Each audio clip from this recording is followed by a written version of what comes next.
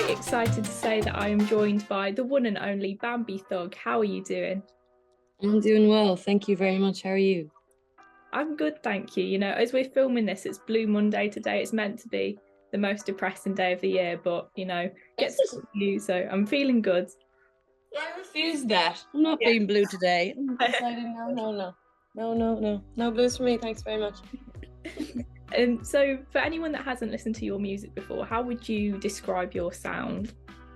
Um, so I guess it's quite genre fluid, to be honest, because I can't ever stick to one thing. But I think all in all, I mean, I call it rock music. But that's kind of like hyper punk, like kind of avant electro pop. Um, Sometimes it's really hard. Mm. But I'm also working on a more pop project at the moment, which allows me to sing, because I realized recently people didn't realize that I could sing until I did this BBC Made a Veil thing. And now I'm like, okay, maybe I should start singing a bit more. So I'm going a bit more pop. Probably not this year because I have loads of stuff to release that's so like hardcore and a bit more rock. But then 2024, get ready. That sounds Living exciting. my pop star dream. Yeah, I watched your Maid of El session. I love the necromancy, the version you Oh, did of thank that. you. That was so good. Yeah, I'm definitely going to release the stripped back version of that, I think, as well, at some point this year. So they'll get some little bit of singing at least. And I reckon we'll do Merry Christmas Baby Stripped as well for this year too. Later in the year, later. I saw somewhere it described, I think it was Kawasaki as Powerpuff Girls on acid, and I was like, Yeah, that's why I like a sent genre it that to Nels at BBC. I just sent him like a DM. I was like, yo, you don't know me, but you need this Powerpuff Girls on acid track. Yeah, because Kawasaki is kind of like I guess it's my kind of like queer um it's like my drag, the character in Kawasaki. I call him Candy Bams. It's very like trans color flag in costume, and just a bit manic and very femme, which isn't like me inherently, like as you see me now. Like I guess on like stage I'm a lot more femme, but it's definitely like my drag, that Kawasaki track. I love yeah. it. Does Candy Bams ever make an appearance at any shows? Candy Bombs does appear. So I did Birmingham Pride. So anytime there's going to be a Pride that I'm playing at, I'm definitely going to be Candy Bombs then. And I saw as well that you're a witch. Now this is just like this intrigues me so much. I love all of this witchy stuff, and Yeah. yeah, I was so intrigued by it all. Do you do like rituals and things like that? Yeah, so I do. I do mostly a lot of sigil magic, which is like basically kind of manifestation magic, but like I guess the rule with manifestation is you're meant to let go of what you want for it to be able to come back to you. And with sigil magic, for me anyway, I will write like a spell or like a poem of what I want to manifest. And then how you do it is you get rid of all the vowels and all the repeating letters. And then whatever you're left with, you make a symbol out of that. So what it's meant to do is like you kind of remember the gist of what it is, but you don't remember word for word exactly. You can't see exactly what's been said. So it kind of gives it more power in coming back to you. But one of my symbols is kind of a sigil that I use for Bambie Thug. The kind of, I don't know Yeah. how to describe it. It looks like a big cross, but so I do that, and then I do sometimes I do more so full moon rituals than I love a new full moon. ritual. Yeah. And I do a lot of I'll use, it's kind of gruesome, but it's not gruesome at all actually. We need to be okay with talking about periods. I do blood magic on my period, because that's like a really potent form of, it's not kind of sacrifice, but it's like an offering of your own blood onto a spell. And it's really good for your skin. Just gonna say, your period, your first day of period, it's like a horror movie. on the first day of my period most of the time. Have you got the Stardust app? No, I don't. What is that? So it's like a period tracker thing, but it does it like with the moon. So it gives you like affirmations and like things of like essentially these things every day. So you're like in sync with the moon, whatever it tells you. Oh, I love that. You are. Yeah, it's so cool. One of my friends showed it to me because we did like these full moon ritual like workshop things. Nice. It's so cool. And yeah, so I've got all these like witchy apps and stuff now and crystals, and yeah, I love it. Slay. Well, this is the thing, like anyone can be a magic, like anyone can be a fucking I'm not trying not to swear. Anyone can be a witch, you know. It's kind of like a personal religion, and I guess it's kind of just like it's just a way of life that you decide to live by. It's a bit more grateful to everything, but I will definitely download that app. I've got the pattern, which is kind of like you can match your birth charts with your friends, and also like lovers if you find their time of birth, and also it's weirdly like kind of a dating app as well, but like it doesn't work on location. So like you'll be flicking through people and they'll be like the opposite side of the world, but they'll say that it's a perfect match in your chart, and you're like, well, this is great. See you later. What's the name of that? I'm writing this down. That's called the pattern. Awesome. Yeah, my friends just got me on it recently, so it's cute. It's cute. What's your star sign? My star sign, I'm a Pisces moon, a Libra rising, and a Leo sun. No, I'm a opposite way. Pisces sun. I'm Pisces, Libra rising, and a Leo moon. So yeah, I'm very Pisces. I'm very stuck in dream world, not ever really very present, but still also half of me stuck in another realm. Always like, I think I still have like very much my childhood brain of imagination. I love daydreaming. I'm quite emotional. I'm very emotional. Actually, I'm very emotional. I'm very Pisces. Yeah. What are you? I'm a Scorpio. I'm a Scorpio sun. And what are the other ones? I'm a Leo in rising, I want to say. Nice. The one is, I think, Aquarius. Slay. Well, this is the thing as well, as like obviously it's your personality is actually a mix of them all. Like people, you know, because people have like a bad what's it called, they think badly of, say, like Geminis and Scorpios even, but like just your sun sign isn't all of you. So like just because Scorpio is meant to have like the yeah, you know, if you've got like, say, like your Leo moon or something, that might like dampen what people think are the negative traits of a Scorpio or a Gemini or something. I think everyone's awesome. I just really don't understand Capricorns. I don't know. I'm like, I've never really met a Capricorn, so they're a bit mysterious to me. I've got no good Capricorns. That, yeah, it's all bad stuff from the Capricorns that I've seen. Yeah, mine's like that with Pisces men. I'm like, no Pisces men. I love talking about this stuff in an interview.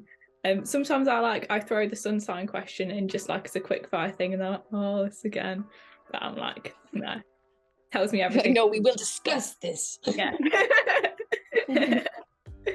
So you mentioned like you got like a lot of a sort of daydreamy, like inner world and stuff. Do you feel like that, and also like being a witch, these sort of things, like they must feed into your music a lot? Oh, 100%. 100%. I've written so much music. I mean, like Bambie Thug is only like 2 years old as a project, but I've been in the industry for quite a long time, and I've written a lot of different music. But it wasn't until I like I mean, I guess there's always been occult elements in like all my lyrics from day dot, but like they've definitely gotten a bit more, I guess, in the forefront in the last few years since I've like kind of been delving into this world a bit more. And I just like, it's really weird because when I first started, I was like, you know, writing lyrics, and then I was just like, love witchcraft, and then suddenly I was like, witchcraft is becoming like a resurge in like pop culture, and like even Wednesday and like goth cultures now, like everyone wants to be a fucking goth. And I don't know, there's some magic in even that, you know. But definitely, I mean, Hierophant is probably my most heavily occult infused lyricism of any of my songs at the moment, and necromancy, I guess. But I have a few other ones. I've got one coming out this year called Egregore,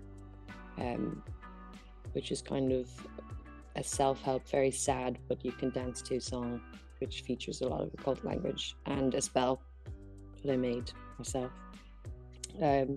like talking in tongues, but not really tongues, my tongue. But yeah. Tell me more about the tongues. So how does that get involved with like the music? So basically the one that's in the song I'm talking about, Egregore, the words are Niaha Dish Dish Nakilam. And I just, years ago, I was with a partner who was ended up being like physically abusive, and it was just like a really like terrible time in my life. He was like trying to convince me to like stop music, and I was too old and nothing was ever going to work. And I was walking back to our house in the dark in Muswell Hill one day, and I just randomly, my hand just started doing this. I mean, they can't see this on the radio, but you can. And it was like a word was given for like each movement, and I just started like reciting this as I was walking, because I was like kind of realizing that I wasn't in that this wasn't good. This wasn't a good relationship, and I was like kind of having like, I guess, kind of an awakening, but kind of also just realizing that I was in a kind of like abusive relationship, and it was kind of a mantra for me to like build back up some courage and some self-love. And I remember that night I got back, and I was like, I showed him this song that I'd written to like try and get me out of this like depression I was in, called Lightning Like This, which is on like my side project, just like a dance track. I remember he was like, this is terrible, don't dance around to your own music. And then it was that night that there was like an actual attack, and it was almost as if the mantra that I was doing had unlocked this whole set of circumstance for me to actually be able to leave. So I used that in Egregore, and I will do the hand movement without speaking the words as well, if I ever feel like I'm in a dangerous situation, or just when I'm walking home alone, I like whip out the hand spell. So yeah, that appears in that song. That's really powerful. Is that quite cathartic then to like perform? Yeah, it is, because I make everyone put up their hands. I'm like, I'm doing a spell now, keep your hands up. Yeah, it is. It's really cathartic. And also, I'm just like, I don't know where those words came from, you know? Like sometimes I'll be writing as well, and I'll like, I'll be writing a sentence, and I'll have a word come up, and I'm like, I don't know. That word sounds great, but I don't know what it means. And then I'll look it up, and it'll mean exactly what I need it to mean. And I'm like, I definitely didn't know that word. Like, where's that coming from? There's definitely some like weird entity up there giving me a hand. And so you mentioned there's a lot of new music on the way this year, but what else have you got planned? Yeah, there's a lot of music. I have a festival in Switzerland. I think I have I can't announce everything yet, but I have a festival every month from March. But we're doing, I guess the biggest ones are like Download and The Great Escape, and another one that I can't mention. But yeah, so a lot of live shows, and then I'm planning to do a headline show in October, hopefully. And yeah, just working on my actual bigger project, bigger album this year to release next year. So a lot of work and some videos. I need to put out the Kawasaki video because that's just, I mean, as an independent artist, it's kind of easier because you kind of do your own timings and stuff. But I've been promising everyone Kawasaki visuals since Kawasaki came out, and it's not ready. But it is ready. I just, my other ex, my recent ex, edited it, so now I'm like, I don't want to. I need a new editing, so I need to do that again. But actually, what's first is the tsunami video is coming out very, very soon this month, which is really, really cool. I'm really proud of it. It was shot by my two Ukrainian friends at Fat Cool Film, who did my first ever video, and it was like minimal budget. But it looks so expensive. We're just very clever. So I'm really excited about that. Because it kind of showcases my my three like main live show costumes. There's like one that's the white sperm with the mask and then the spikes, and then another one that I made. So yeah, it's kind of like a fashion film, but with lip singing to my song. It's pretty cool. So I'm excited about that. And apart from that, I don't know, because the year's only just begun, even though I feel like it's nearly over already. So I don't know what else is going to come in, but I'm definitely more excited this year than the previous years, which is nice. And aside from music, have you made any like New Year resolutions, or is there anything that you personally just want to do in 2024? 23? Yes, as you can see, I'm smoking a vape. So my New Year's resolution was to give up cigarettes. I'm recently sober as well, off like alcohol and any drugs. So 2023 is the year of extremely clean Bambie Thug. Also, my resolution is to never play Birthday again live, because I don't agree with it anymore. I'm like, don't take drugs. People, don't take drugs, please. Yeah. That's it really, I guess. Just like be present for 2023 and find silver linings in everything, I guess. I want a wholesome, exciting 2023. And I've got a bit of a quick fire round for you as well. Okay. What's your favourite song of the year so far? Oh, so far this year? This year. I know it's not been very long. If you can't think of one that's been released this year, we can just have, your favourite song at the moment. Okay, but am I allowed to say this person's name on the radio? Yeah. Okay, because... Okay, well, then... Okay, so you can say it, but we'll have it in the YouTube video, but we won't be able to put it on the radio. So you can say their name. I'll just spell it. Okay. Okay, so my favourite song... Okay, it's not released this year, but... helps me get over any breakup that I ever have. It's called Liar, and it's by an artist called Bigklit,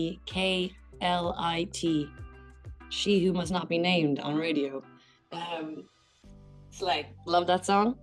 She's also just so wicked. Another Pisces, and yeah, she's incredible. She needs more recognition. I'm still trying to spell that out. Big Klit. Oh, okay. It was the K, it threw me off. Yeah. Who would be your dream collab? Also that artist. Or Missy Elliott. Would love. Yeah. But mostly Big K. What has been your most embarrassing moment? My most embarrassing moment. I guess one time I was on stage and you could definitely see my vagina because the underwear were a little bit too big for me. Maybe? I don't know. Is it weird to say haven't been very embarrassed professionally? No, maybe that's a good thing. Maybe that's a good thing. Yet. There's still time. Yeah. What are the best and worst parts about being a musician? Best parts is getting to take what's in my mind and make it into something tangible. And being a lyricist, I think, is a really beautiful gift to have, because it's like self-therapy. You know, like I write completely from personal experience, unless I'm writing country music. But storytelling is the best part, and performing and the costumes. I don't know. It's like a dream. I'm a theater kid, so I love all that. And the worst part is waiting for the industry to give you the recognition, and struggling to buy bread.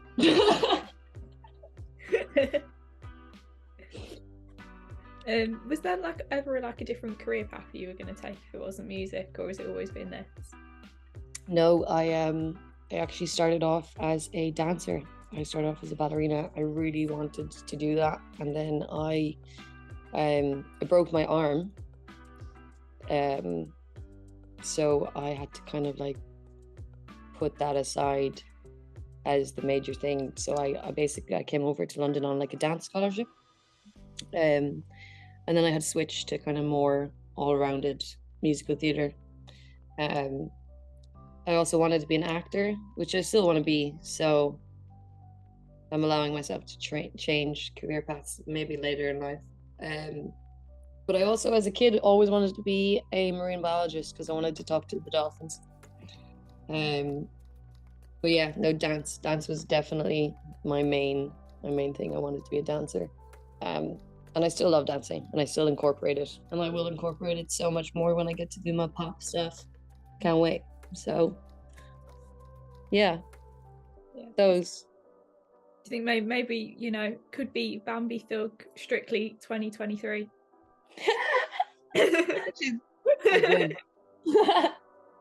Would you like to request a song for me to play on the show? Okay, Liar by Big K. A Big K, absolutely. And finally, what do you order from Greg's? What do I order from Greg's? Vegan sausage rolls. Vegan range is very good at the moment. Yeah, I'm not even vegan, but I love them. They're tasty. They're better. Well, Bambie Thug, thank you so much. It's been a pleasure to chat to you. Thank you for having me.